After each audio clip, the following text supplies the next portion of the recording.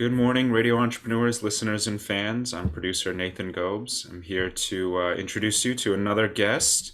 My co-host for this morning is the one and only John Dustin of JED Insurance. Welcome, John. Nathan, great to be back with you. Thanks. Always great to have you.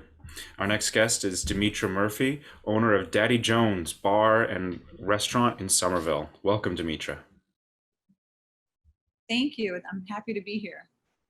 Great. So just tell us a little bit about the restaurant and the history behind it, and then we'll get into some of the other stuff. Sure.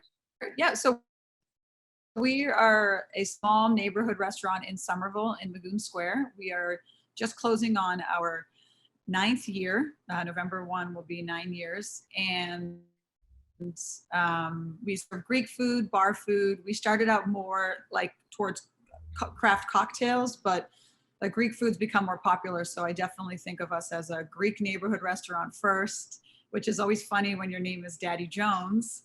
But I didn't want people to be scared off and feel like they couldn't come in and like have a drink at the bar. And I read the name in the book a long time ago. So yeah. Awesome. And so obviously, as we all know, we've been going through the pandemic for the last year and a half to two, and we're dealing with labor shortages, things like that. I know that you've sort of ridden through all of that. Tell us how that's been going, and what the restaurant is doing now. Yeah, I mean, we've had a really small team. We did, at the start of the pandemic, end up laying off almost everybody, but they all came back.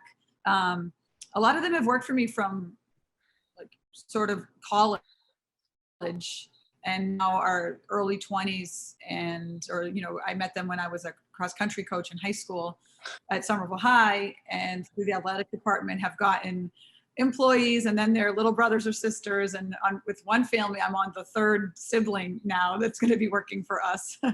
And it's all through the high school, so that's awesome. I always love green employees that don't know a lot about the industry. Kind of is a blessing and a curse for them, because they become spoiled working for us, and then they work somewhere else and they're like, I want to come back. So it's a small team. We are right now going through the process of switching to an admin fee instead of gratuity, so that it can be dispersed between front of house. Our staff are kind of, if you do front of house stuff and back of house stuff, but to be able to pool fairly, because it's definitely the disconnect between the wages can be so far off, and it's not right, because especially in a place like us, you really need each other, and it's very evident when the place is so small, that it's a team environment. So we're pretty excited about that, but we're also changing our point of sale system to kind of get that done easier. So your menu is Greek food, so kebabs. Tell us a little bit what's on the menu quickly. Yeah, so I mean, our biggest sellers are our gyros. So we have the shaved beef lamb blend, just like you would get at a festival. A lot of my food is inspired, honestly, from the Somerville Greek Festival. My parents always volunteered there, and I volunteer there now, and I know like the items that people love and the stuff that I would look forward to every year. We do a homemade spanakopita here. We special like pasticcio, which is essentially Greek lasagna, more meat heavy than sauce. Moussaka, which is like layered potato, eggplant, that seasoned beef, and a cheesy bechamel on top. We do a lot of dips in house, so red pepper dip, tzatziki, our own hummus. Our burgers are also popular, which we do have a lamb burger, but our bigger seller is called the Crisp Burger, and it's a spicy burger on an English muffin. So there's definitely a variety, but the gyros are definitely bigger sellers.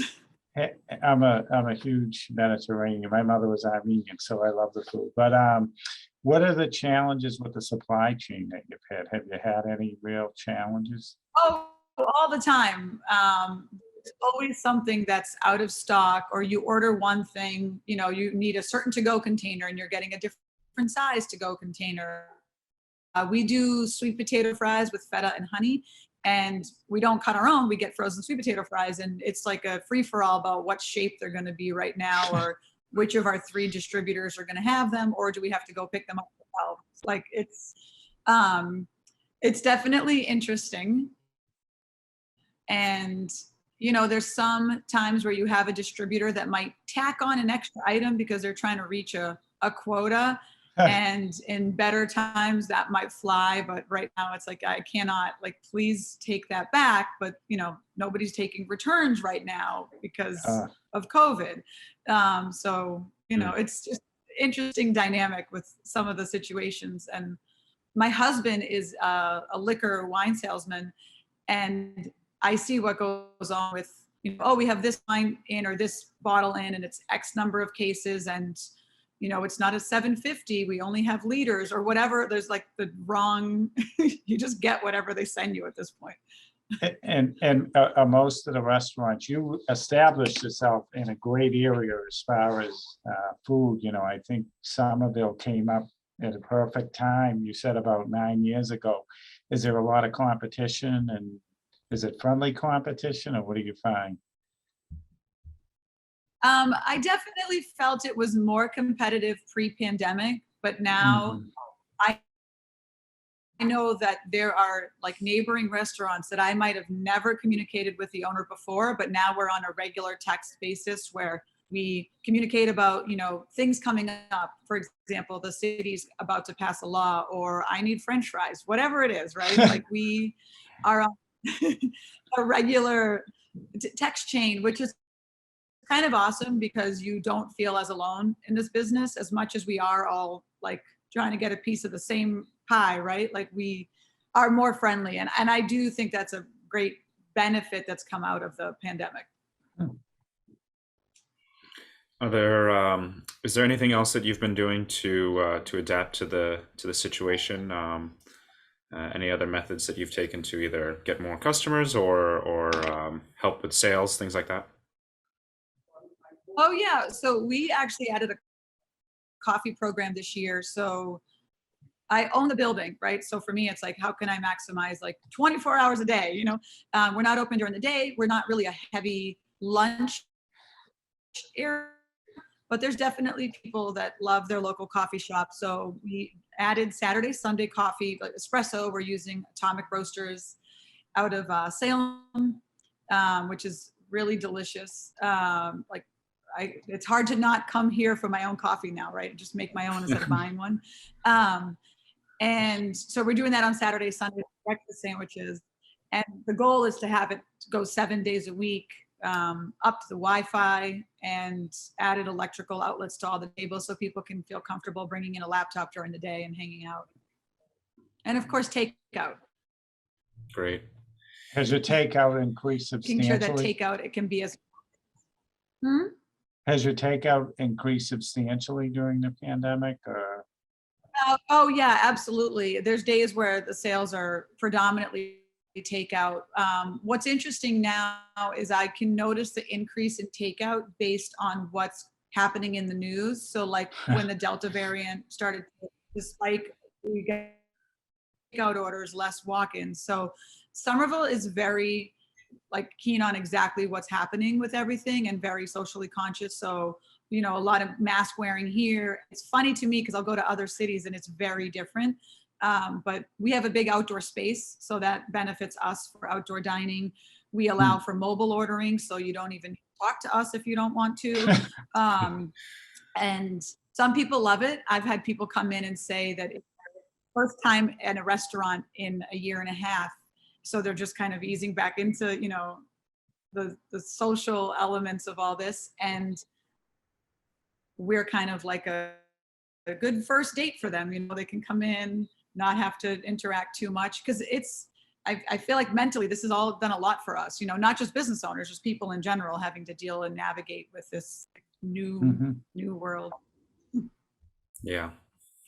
Well, before we go, do you have any thoughts about where the restaurant industry or Somerville's restaurant industry is going in the next few months? 6 to 12 months. I mean, it's hard to predict what the pandemic will do, of course, but looking at where things are at now. it is really hard to predict. I think I feel like I'm starting to see a lot of like tired restaurant owners. So there's a lot of opportunity for people to come in that want to get into this business and take over. I'm seeing like new listings for sale for places you wouldn't have expected. But I think that it's such a romantic industry. People always want to be. I do believe that there's always hope, and there's always going to be new developments and excitement, like food wise, and people that maybe haven't been jarred but will come out with new experiences and can tackle the industry in a better way. So I'm excited for that.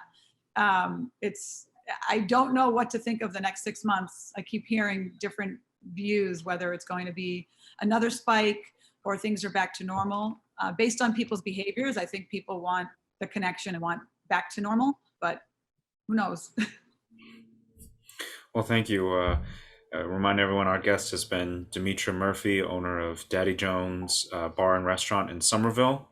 Dimitra, if people are looking to get in touch with the restaurant, order some food, what's the website? What's the phone number? Tell us how to get to you.